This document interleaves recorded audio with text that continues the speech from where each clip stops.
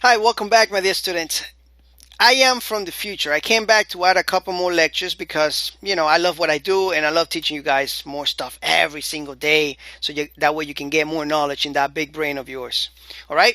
Why am I telling you that? Because you're going to see this in the left side is empty, but don't worry about that. Just keep following the same pattern that we have been following all along and keep adding files to that demo folder that you got. That's okay. All right? Just learn what I'm teaching you right here, and then you can do whatever you want with the structure, but just keep adding files to that folder. All right?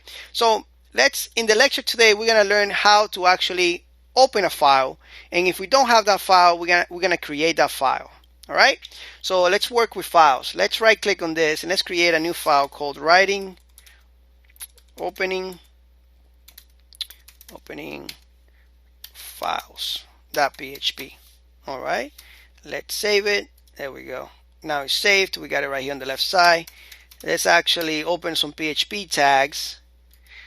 All right, and I realize that some of you might be using a different editor. That's okay. All right, you can use, this is very similar to the brackets editor or to other editors out there. It doesn't matter what type of editor you use as long as you can follow along with the code and write PHP. All right. So the first thing that we're going to be doing is creating a variable, because we're going to save the name of the file that we want. For example, it's going to be example txt colon.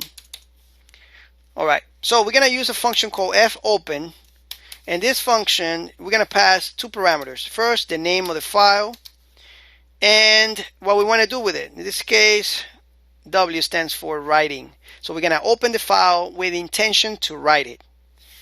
That's what that means. This function is going to return a handle for us. It's going to return if it was able to write to the file or if it was not.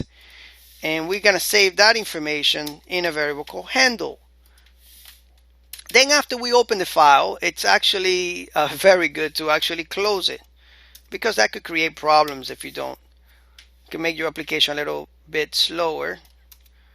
There we go, and we close it. All right. Now, this might work out of the box for Windows users right away. You might not have a problem, but if you are a Mac user like I am, or a Linux user, and this is good for your Windows users to actually listen to what I'm saying, because you would probably have this problem when you go online in production. So make sure that your server has rights to write to the file, your Apache server. So I'm going to go here to demo. I'm going to refresh, and you can see the file right here. If I click on it, it's going to say permission denied. That's because Apache doesn't have permission. So if you have Linux or you're in a Mac, all right, I suggest for you to actually give Apache permission. So you can look, Google right now is one of my best friends. You can say give Apache permission to write PHP or something like that. And then you go to this website, is very famous here, Apache Stack Overflow, and it will tell you how to do it. All right. Right here is one easy way of doing it. You use a command called CHOWN for change ownership. All right. And basically it's saying give ownership to this, which is Apache, and in the group and the user. All right. Give permission right here. All right. So basically you're giving ownership to Apache to this file right here at the end. And then you're changing permission to 0744. Okay. Basically this permission allows you to have all access to that, which is 777. All right. But there is also another way. Let me also give you another link here. Let me show you. Find a better way. Okay, this is one way of doing it. We can see a change ownership -R. All right.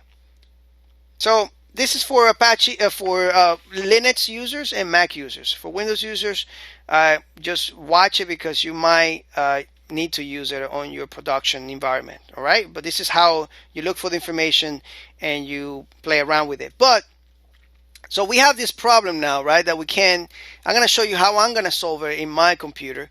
I'm just going to go to the file. I'm going to go to demo. I'm going to right click on demo and get info.